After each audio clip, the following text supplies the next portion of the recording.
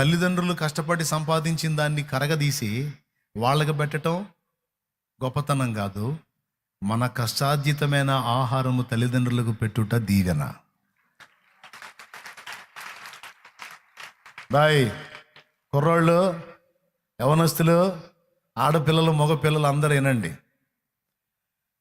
తల్లిదండ్రుల యొక్క దీవెన మన మీదికి ఒరిజినల్గా రావాలంటే మన కష్టార్జితాన్ని వాళ్ళు తినేటట్లు మనం వాళ్ళ కోసం కృషి చేయాలి. మన కష్టార్జితంలో నుండి కొంత ఆహారం వాళ్ళకి దక్కేటట్టు మనం తపన పడాలి. కొంతమంది పెట్టరో, తల్లిదండ్రికి పెట్టరో, ఏమనుకోవద్దు. కొంతమంది దుర్మార్గపు హృదయాలు కలిగిన వాళ్ళు ఉంటారు. కొంతమంది, మిమ్మల్ని కాదులే, కొంతమంది ఉంటారు. కొంపదీసి మీలో ఆ రకాలు ఉంటే మారు మనసు పొందండి. మీ కష్టార్జితమైన ఆహారము తల్లిదండ్రులకు పెట్టుట ద్వారా అది ఎంత దీవెన మీకు తెలుసా? దేవుడు దాన్ని స్పెషల్గా గుర్తిస్తాడు. మీరు అనొచ్చు, మేము ఆహారం పెట్టేంత మంచోళ్ళు కాదులే, వాళ్ళు మామూలు కాదు, వాళ్ళు మామూలు కాదు వాళ్ళు అని తల్లిదండ్రిని విలన్స్ లాగా చూసే కొడుకులు కూతుళ్ళు ఉన్నారు. అఫ్ కోర్స్ వాళ్ళు చెడ్డవాళ్లే కావచ్చు, కానీ మీకు జన్మనిచ్చారు, కానీ పెంచి పెద్ద చేశారు. వాళ్ళ పొట్టగట్టుకొని మీకు అంత ఆహారం పెట్టారు. వాళ్ళ వస్త్రాలు వాళ్ళ తగ్గింపులోనికి వెళ్ళిపోయి మీకు మంచి వస్త్రాలు తొడిగించి మీ జీవితానికి వాళ్ళు మంచి పూలబాటలాగా మంచి జీవితాన్ని వాళ్ళు మీకు ఇచ్చారు. కొంతమంది కదిలితే అడుగుతారు, ఏం చేసావు, నాకేం చేసావు, ఏమన్నా మూట దాచిపెట్టావేంది? నోరుమై, పెద్ద ఏదో సంపాదించినట్టు మాట్లాడతాను. తల్లిదండ్రులు చాలా తేలిగ్గా మాట్లాడే వ్యక్తులు ఉన్నారు. అలా మాట్లాడొద్దు నాన్న. ఒకవేళ ఇప్పటిదాకా తెలియక అట్లా ప్రవర్తిస్తే సరి చేసుకోండి. తల్లిదండ్రులు మంచివాళ్ళు అయినా కాకపోయినా నీకు జన్మనిచ్చారు, జీవితాన్ని ఇచ్చారు. వాళ్ళు లేకపోతే నువ్వు లేవు. నువ్వు అనేవాడి ఉనికిలోకి వచ్చావంటే దేవుడు వాళ్ళని వాడుకున్నాడు. అంతేకాదు, వాళ్ళని ప్రేమిస్తేనే నువ్వు నన్ను ప్రేమించినట్టని దేవుడే చెప్పాడు. తల్లిదండ్రిని త్రోసిపుచ్చవద్దు. నీ చేతుల కష్టార్జితమైన ఆహారం కొంత నీ తల్లి తినేటట్టు చూడు, నీ తండ్రి తినేటట్టు చూడు. నేను చెబుతున్నా, నీ బిడ్డ తరం దీవించబడతావు. నీ తల్లి సిగ్గుగప్పుకోవడానికి అంత వస్త్రమే, నీ తల్లి కడుపు నింపుకోవడానికి అంత అన్నమే, అంత ఆహారమే.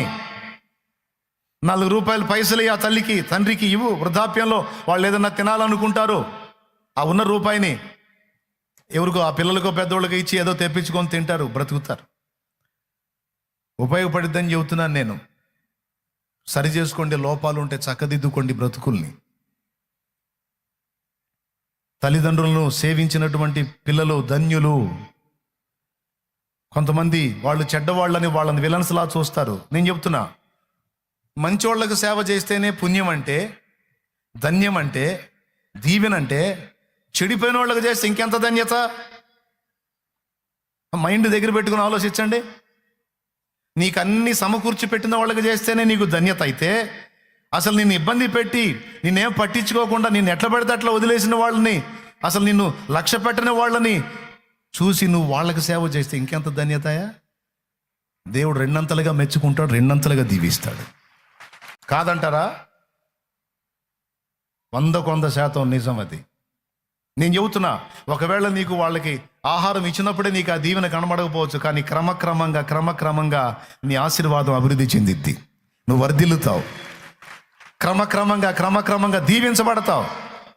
కావాలంటే నేను చెప్పినట్టు చేసి చూడు. తల్లిదండ్రులకు హెల్ప్ చేసి చూడు, తల్లిదండ్రులను ఆదరించి చూడు, తల్లిదండ్రులను ప్రేమించి చూడు, తల్లిదండ్రులకు సహాయపడి చూడు. వాళ్ళని విసర్జించొద్దు, ఒక దేవుడి విషయంలో మినహాయించి.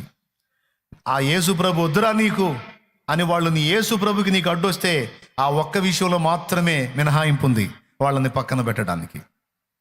అటు కూడా వాళ్ళకి నీ ద్వారా జరగాల్సిన సేవ చేయటమే నువ్వు చేయాల్సిందే. కానీ యేసు ప్రభుని నీతో పాటు నమ్మిన నీ తల్లిదండ్రిని నువ్వు అశ్రద్ధ చేయొద్దు. ఎంతమంది చేస్తారు? సరి చేసుకుంటాను అన్నయ్య, తప్పకుండా నా తల్లిదండ్రులకు అంత ఆహారం నా నుండి వెళ్ళేటట్టు చూస్తాను అన్నోళ్ళు చేతులు ఎత్తండి.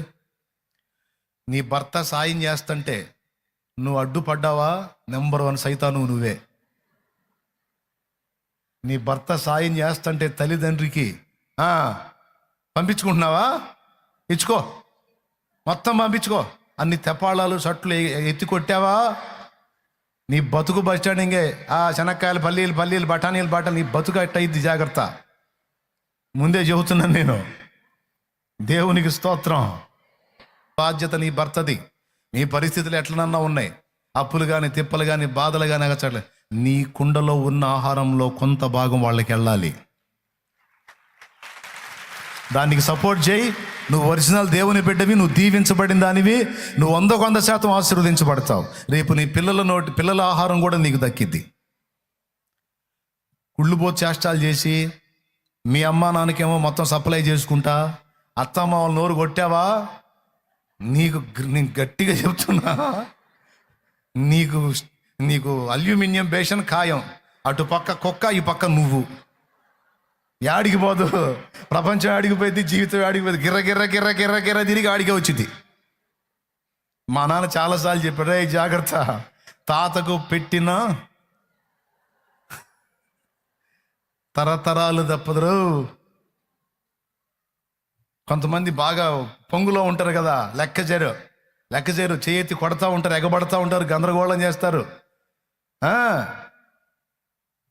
తప్పు.